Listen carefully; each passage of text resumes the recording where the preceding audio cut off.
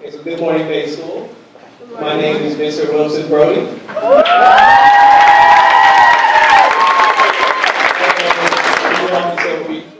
can still feel free to call me Mr. Broudy. This morning I'm going to be talking about a couple of the precepts. One, we value the importance of boundaries. We take only what is given. Two, we value the earth, our home. We recycle, and we are careful, conscious consumers. So I hope that all of you had a restful and fun-filled summer. As you all are probably aware, the highlight of my own summer is represented by this photo here.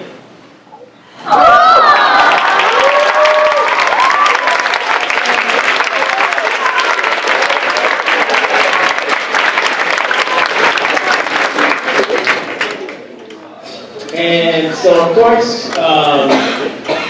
what do you do when you're newlyweds? Play the newlywed game, of course. One of the questions to Brooke, name one thing your husband cannot resist doing. Brooke's answer, climb. Ding, ding, ding, ding, ding, correct. So, this summer, during the honeymoon, my desire to climb was put to the test.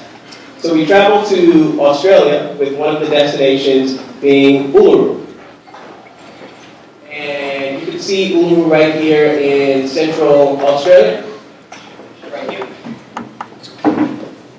Here's a sunset photo of Uluru. And in terms of scale, this allows you to see just how large Uluru is.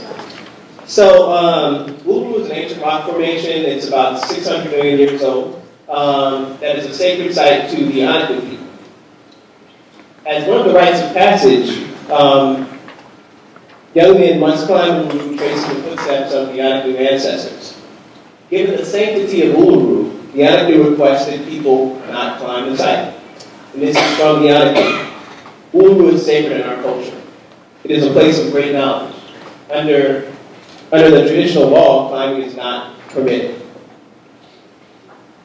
And here are some of the signs that are asking people not to climb. And it's hard to see here, but those little dots right at the top are people climbing.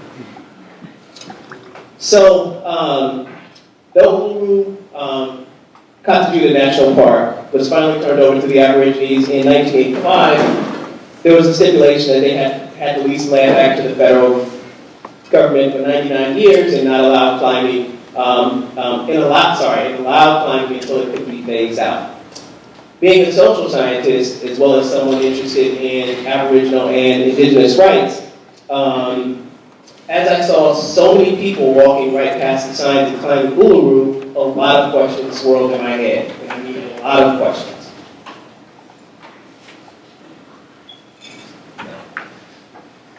So, why would all these people continue climbing out of Uluru when the Anaku explicitly requested that people not climb?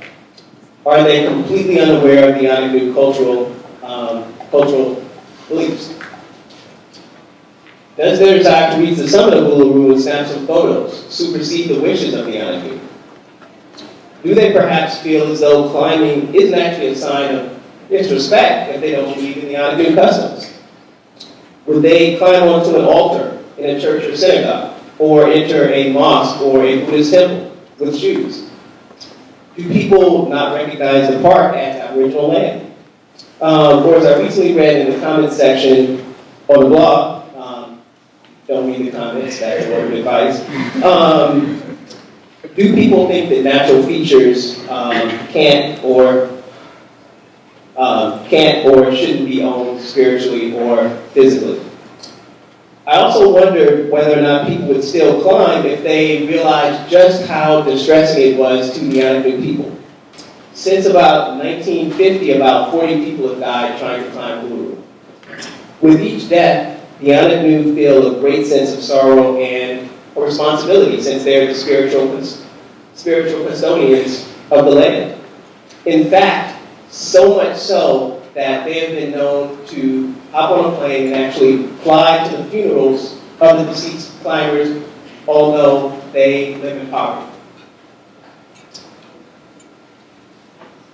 So let's return for a moment to the precept about boundaries. Based upon what I've discussed so far, it probably seems pretty clear that some cultural boundaries are being violated by climbing. However, to nuance things just a little bit, let's look at the second part of the precept. We take only what is given. As I mentioned earlier, as part of the Australian handback of Uluru to the Aborigines, they have to agree to keep the climb open. I suspect that regardless of the wishes of the Anaku, some people view the open climb as an invitation to summit the site. Now this is highly unscientific, but I noticed that as I looked at people's Uluru summit photos on Instagram, yeah, I was kind of stalking people, they climbed Uluru. Many of them referred to the site by its colonial name of Ayers Rock.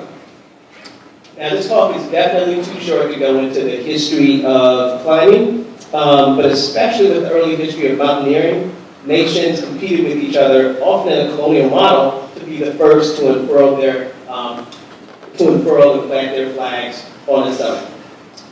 To what extent is this desire to conquer alive in people's climbs to the summit of Uluru today?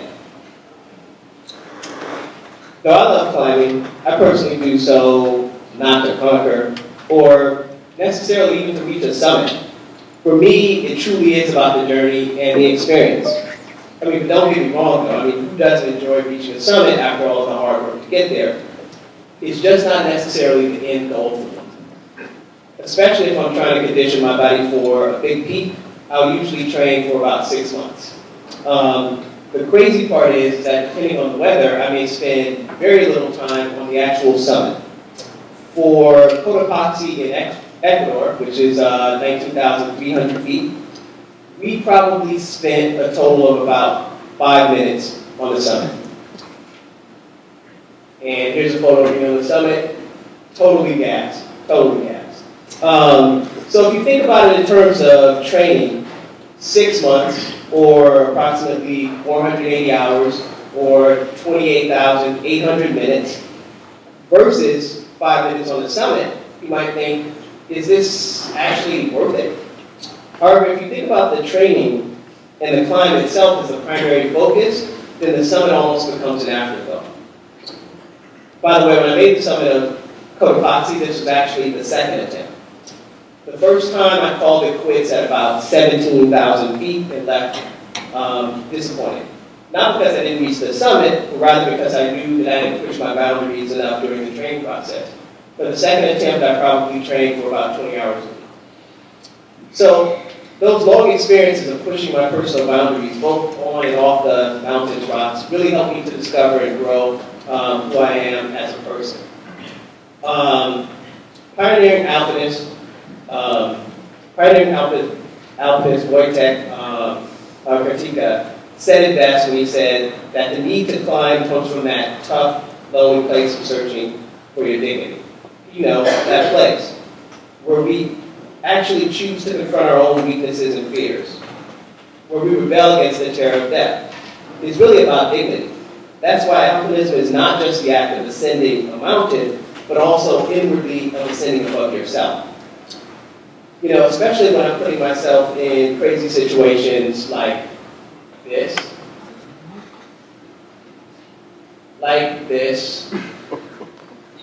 or like this. Right there, there's another climber coming up behind me. Despite my very real fear of heights, it forces me to be fully present. When I'm rock climbing or when I'm mountaineering and my life is on the line, I don't really have an opportunity to listen to that critic voice or the mental chatter. I'm focused on my breath and the rhythm of my movements. And at the risk of sounding cliche, I really do feel at one with the rocks and the mountains. I also love to climb because the mountains and rocks I traverse feel like sacred spaces. Fun fact. Okay, so the Ohlone, which those of you who are seniors have already learned about, those of you who are juniors will be learning about shortly. In what is now Castle Rock State Park, they used to use large boulders as a means to communicate with the spiritual world. Castle Rock is now a world-class climbing area. And, let's see, Here he is. Oh. Oh.